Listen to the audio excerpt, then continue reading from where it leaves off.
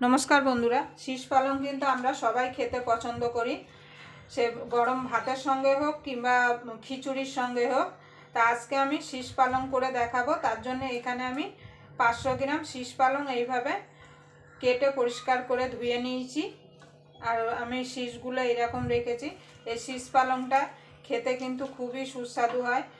এই शीश पालंगटा किन्तु शुधु शुधु मुखेও किन्तु खेয়ে নেওয়া যায়, এতটাই ভালো লাগে খেতে।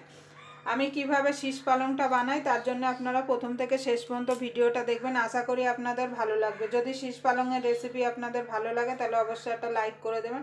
আর আমার চ্যানেলে নতুন বন্ধু হয়ে থাকলে অবশ্যই চ্যানেলটা সাবস্ক্রাইব করে আমার পাশেই থাকবেন। আর পাশের বেল আইকনটি অবশ্যই বাজিয়ে দেবেন আমি যখন কোনো নিত্য নতুন রেসিপি আপলোড করব সবার আগে পাওয়ার জন্য। আর কমেন্ট বক্সে জানাতে ভুলবেন না বাড়িতে রান্না করে খেয়ে কেমন লাগলো। তাহলে চলুন রান্নাটা শুরু করা যাক। আমি এই शीश পালংটা সাইডে রেখে দেব, রেখে দিয়ে গ্যাসটা ধরিয়ে দেব। দেখুন বন্ধু शीश পালংয়ে দেওয়ার জন্য নিয়ে নিয়েছি এখানে কপি, সিম, বেগুন, একটা আলু আর এখানে নিয়ে নিয়েছি আমি কুমড়ো। কুমড়োটাকে আমি খোসা সমেতই রেখেছি। এই शीश পালংয়ের নিরামিষ চচ্চড়িটা খেতে কিন্তু খুবই সুস্বাদু হয়। আমি এদিকে কড়াই বসিয়ে দিয়েছি, কড়াইয়ের মধ্যে দিয়ে দেব তেল।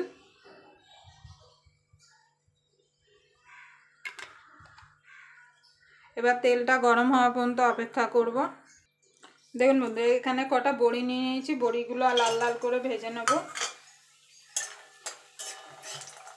আমি যেভাবে शीश পালংটা বানাচ্ছি আপনারা একবার এইভাবে বাড়িতে বানিয়ে দেখুন।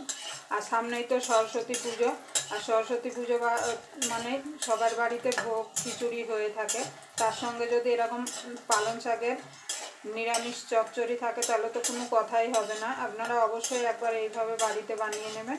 বড়িগুলো লাল লাল করে আমি ভেজে নেব। এখানে আমি বিউলির ডালের বড়ি নিয়েছি, আপনারা চাইলে মটর ডালের বড়িও নিতে পারেন, কিন্তু যে কোনো চচ্চড়িতে বিউলির ডালের বড়ি দিলে ভালো লাগে খেতে। দেখুন বন্ধুরা বড়িগুলো তোলা ভাজা হয়ে গেছে, সরি। এবার একটা পাত্রে আমি তুলে নেব।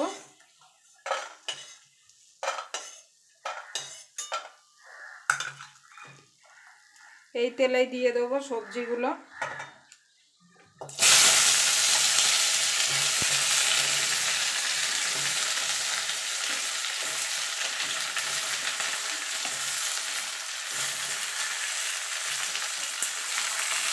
আমি এখানে আমার পছন্দ মতো সবজি দিয়েছি, আপনারা আপনাদের পছন্দ মতো সবজিটা দিয়ে দেবেন। এবার সবজিটাকে আমি ভালো করে একটু ভেজে নেব। দেখুন বন্ধুরা এবার দিয়ে দেবো অল্প করে নুন।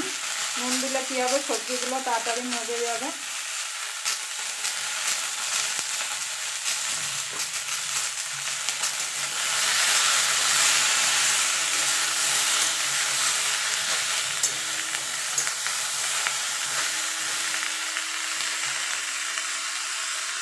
দেখুন বন্ধুরা সবজিটা কতটা মজে গেছে। এবার শাকটা আমি দিয়ে দেবো, পালং শাকটা।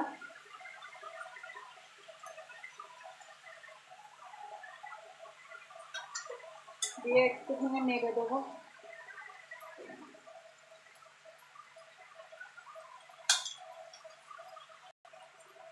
এবার দিয়ে দেবো স্বাদ মতো নুন। সবজি ভাজার সময় একটু নুন দিয়েছিলাম, সেই জন্য এখানে নুনটা যোগ করতে হবে। দিয়ে দেবো হলুদ গুঁড়ো, খুব বেশি দেবো না, কেন শাকে কিন্তু বেশি হলুদ গুঁড়ো দেয় না।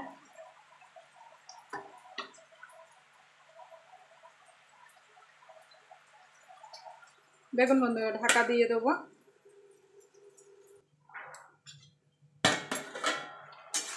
দেখুন বন্ধুরা কতটা জল বেরিয়েছে, এই জলেই কিন্তু সিদ্ধ হয়ে যাবে। এখানে কোনো এক্সট্রা জল দিতে হবে না। দিয়ে দেবো কাঁচা লঙ্কা চেরা। এখানে আমি ঝালটা আমরা একটু বেশি খাই বলে বেশি দিচ্ছি, আপনারা আপনাদের স্বাদ মতো দেবেন।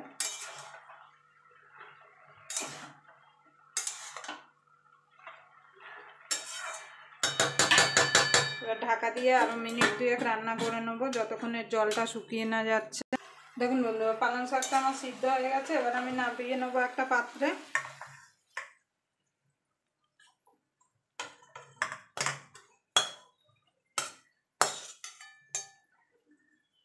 এবার আমি কড়াইটা পরিষ্কার করে ধুয়ে নিয়ে আসবো।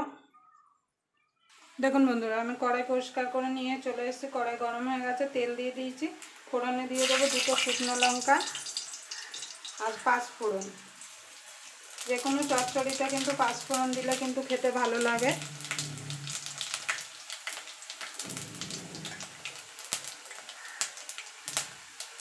এখানে একটুখানি সর্ষে বেটে রেখেছিলাম, সেটা দিয়ে দেবো।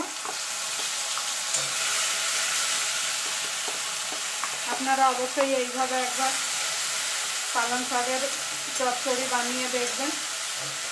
একটুখানি নাড়াচাড়া করে নেব। এবারে যে পালং শাকটা রান্না করে রেখেছি সেটা দিয়ে দেবো, দিয়ে ভালো করে মিশিয়ে নেব।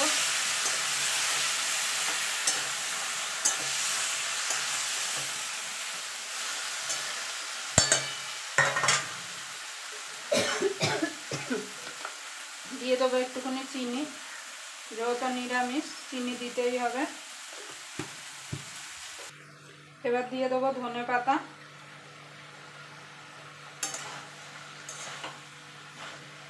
এবার এটাকে একটুখানি আমি রান্না করে নেব যতক্ষণ জলটা একদম পুরো টেনে না যাচ্ছে।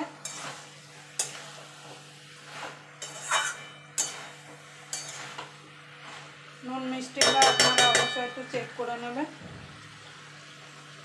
দেখুন বন্ধুরা, ভাজা বড়িটা দিয়ে দেবো। দেখুন আমার পালং শাকের চচ্চড়িটা হয়ে গেছে। রান্না করতে বেশি সময় লাগে না, খেতে এত সুস্বাদু হয়। আপনারা অবশ্যই একবার এইভাবে বাড়িতে বানিয়ে নেবেন।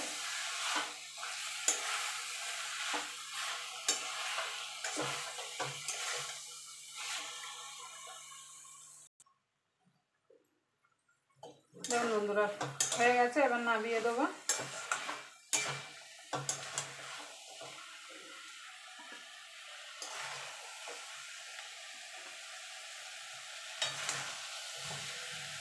আবার আপনাদের সঙ্গে কোনো নতুন রেসিপি নিয়ে দেখা হবে। ততক্ষণ পর্যন্ত আপনারা ভালো থাকবেন, সুস্থ থাকবেন।